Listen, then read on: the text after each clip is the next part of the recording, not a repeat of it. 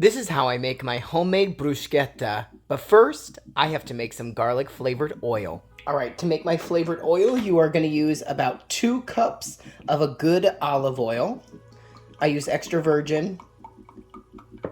Again, you can adjust this recipe as needed. I tend to make big batches of this because I use this in so much of my Italian cooking. So about 2 cups of olive oil. Then I am going to add a couple of dried spices to this. I'm going to add a teaspoon of dried rosemary, a teaspoon of thyme,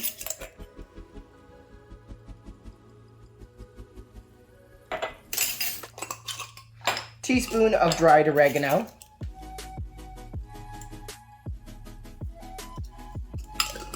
a teaspoon of dried basil,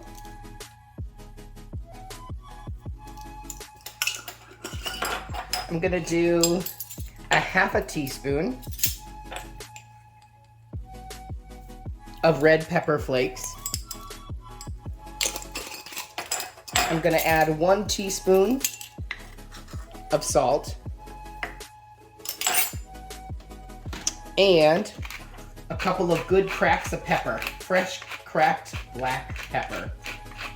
Now you can adjust these spice amounts however you'd like.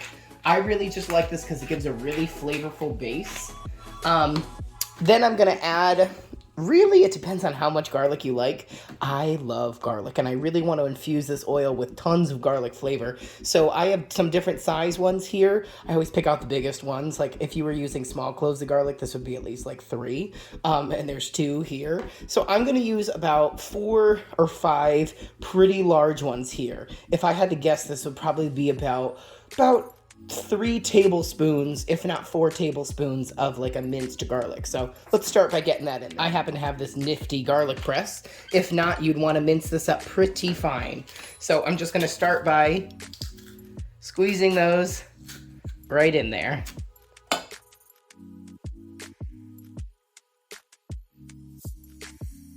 This is a really nifty one because it actually scrapes it right off there.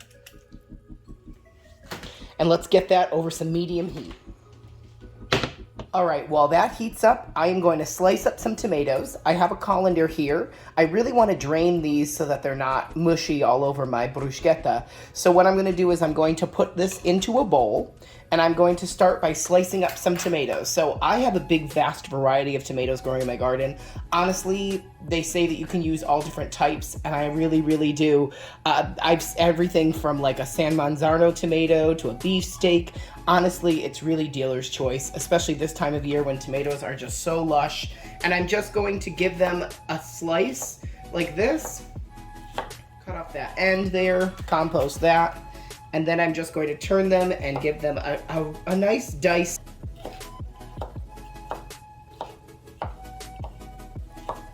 And then I'm just going to pick these up, put them right into my bowl.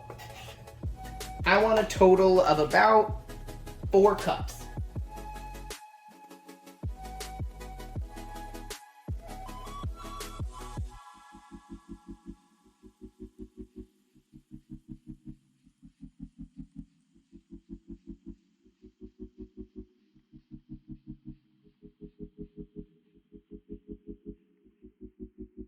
Cook your oil mixture until your garlic is very fragrant and slightly golden.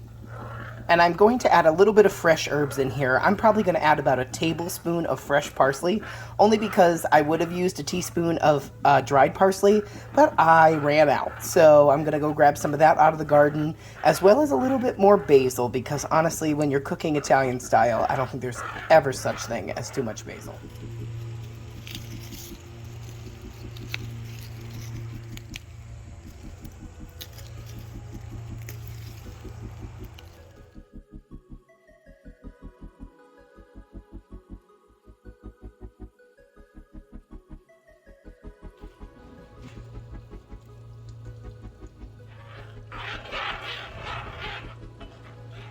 I actually just popped it into a Pyrex to get a really accurate measure. It is about 4 cups. I want to get this back into the strainer. It was doing a really good job at removing that excess liquid. I think I actually might put the strainer right into the sink. All right, to our mixture here, I am going to add some fresh grated Parmesan cheese. So I want to add about, let's say like a quarter cup. Then I'm gonna stop, I'm gonna taste test this with a little Terra bread because why not, we're Italian cooking. And I'm gonna adjust my salt and pepper levels to make sure it's salty enough, not too salty, and obviously I love a little pepper in there. As if there's any other way to test to see if it's good. I got some ciabatta bread here.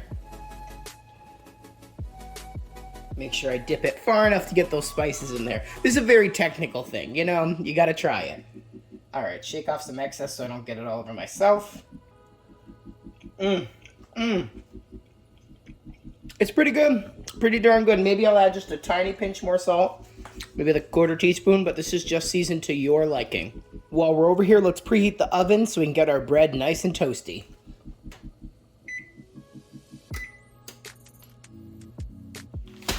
Bread time. I tend to like to cut it on an angle.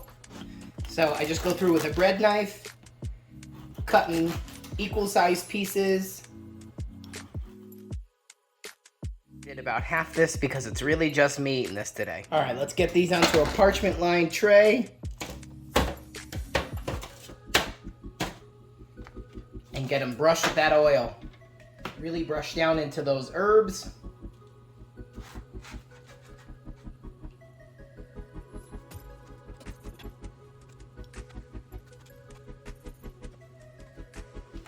And let's get those into the oven. Bake anywhere from 5 to 10 minutes until golden brown. All right, once those have drained, you're just gonna put them back into your Pyrex or bowl. You can season it with a little bit of salt and pepper. Again, this is really just to taste. I'd say it's probably about a teaspoon. I like a lot of pepper, so I tend to put a good amount of that in there. All right. And I want to add some garlic, so I'm going to add 2 more cloves of garlic here. Okay. Just want to mix it up like this. Most of the liquid has kind of drained out of it. I mean, I don't want them to be dry, so I definitely want that in there. Then I'm going to add about a tablespoon to a tablespoon and a half of the basil that I chopped up fresh from the garden. Set that aside for a little bit while our bread toasts, okay? All right, fresh out of the oven, I got my toasted bread. I'm gonna take 2 large teaspoons. I wanna grab a very, very large amount here and put it right onto the top.